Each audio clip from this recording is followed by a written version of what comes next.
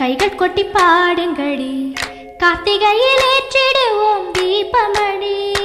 அந்த கந்தனவன் பேரை சொல்லி ஆடுங்கடி, கன்னியரை கூடுங்கடி, கைகள் கொட்டி பாடுங்கடி, கன்னியரை கூடுங்கடி, கைகள் கொட்டி பாடுங்கடி, கார்த்திகையில் ஏற்றிடுவோம்